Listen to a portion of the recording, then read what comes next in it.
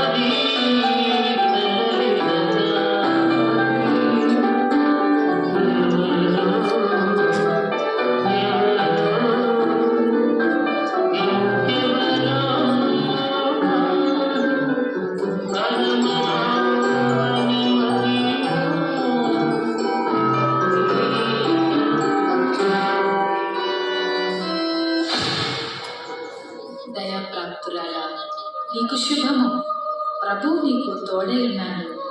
మరియా, భయపడకుము, నీవు దేవుని వలన కృప పొందితివి. ఇదిగో, నీవు గర్భము ధరించి కుమారుని కని ఆయనకు యేసు అని పేరు పెట్టుదువు. ఆయన గొప్పవాడై సర్వోన్నతుని కుమారుడనబడును. నేను పురుషుని ఎరుగని దానిని, ఇది ఎలాగూ జరుగును?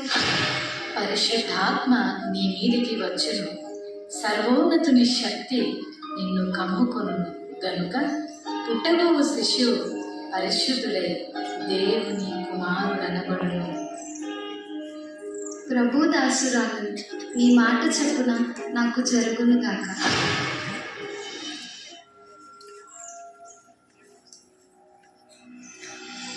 ఆమె భర్త అయిన యోసేపు నీతిమంతుడైంది ఆమెను అవమానపరచిన రహస్యముగా ఆమెను వెళ్ళాడని ఉద్దేశించి అతడు ఈ సంగతులను గురించి ఆలోచన చేయుచుండగా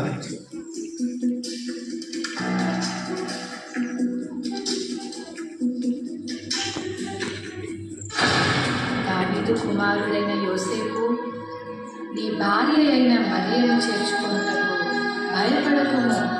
ఆమె గర్భము ధరించినది పరిశుద్ధాత్మ వలన కలిగినది. ఆమె ఒక కుమారుని కనును. తన ప్రజలను వారి పాపముల నుండి ఆయనే రక్షించును గనుక ఆయనకు యేసు అను పేరు పెట్టుదువు. యోసేపు నిద్ర మేలుకొని ప్రభుదూత తనకు ఆజ్ఞాపించిన ప్రకారం చేసి తన భార్యను చేర్చుకునేది.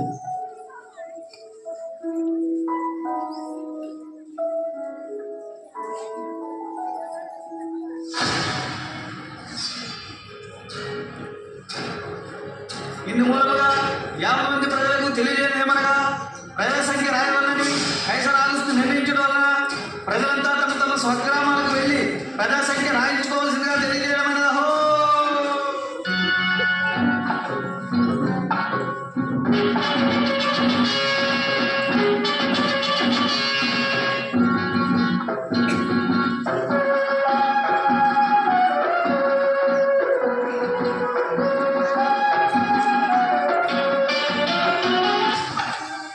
అమ్మా, నా భార్యను ఇంటికి చూడాలి. మీ ఇంట్లో కొంచెం స్థలం ఇస్తారా? క్షమించండి అయ్యా, మేమే చాలా మంది ఉన్నాం. మా ఇంట్లో మీకు స్థలం లేదు.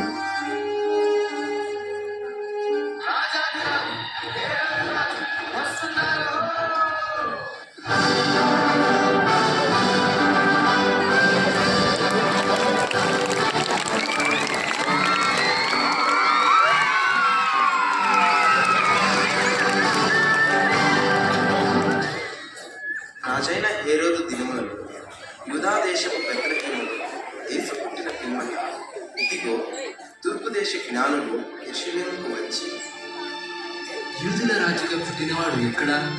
తూర్పు దిక్కున మేము ఆయన నక్షత్రమును చూచి ఆయనను పూజింపవచ్చుతిమి. చిత్తం మహాప్రభు. క్రీస్తు ఎక్కడ పుట్టును?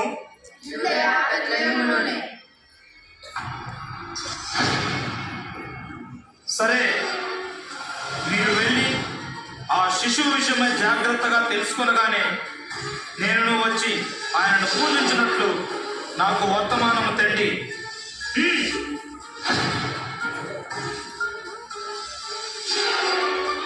నేను ఓటమి ఎరుగని హేరోదు రాజును మరి యొక్క రాజును పూజించడమా? అసంభవం.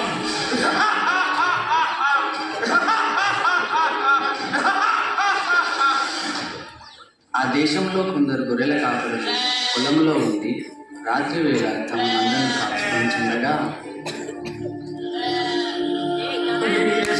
ఈసారి సరిపెడుతుందిరా, ఈసారికి గొర్రెలకు చేత ఏట్రా మళ్ళీ ఈరేసా చెప్పను రా మళ్ళీసా. ఈసారికి మనల్ని కాసుకోవడం పెద్ద బాధగా ఉంటే గొర్రెలు కూడా గాయాలేంట్రా. భయపడకుడి, ఇదిగో ప్రజలందరికీ కలుగబో మహా సంతోషకరమైన సువర్తమానము నేను మీకు తెలియజేయుచున్నాను. దావీదు పట్టణమందు నేడు రక్షకుడు నీ కొరకు పుట్టి ఉన్నాడు. ఈయన ప్రభు అయిన క్రీస్తు. దానికిదే మీ కానవాలు. ఒక శిశువు పత్తి గుడ్డలతో చుట్టబడి ఒక తొట్టిలో పండుకొని ఉండుట మీరు చూచెదరు. ఓ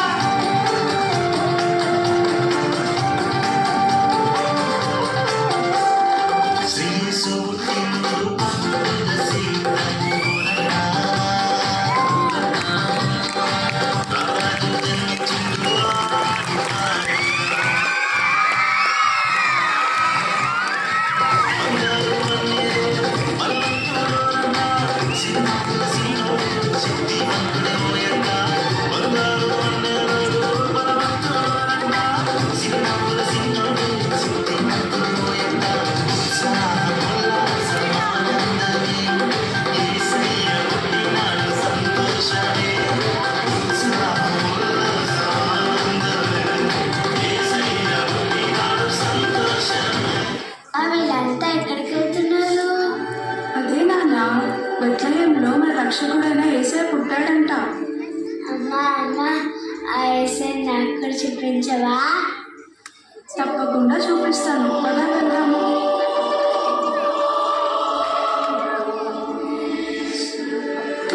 యేసయ్య ఎంత ముద్దుగా ఉన్నాడో.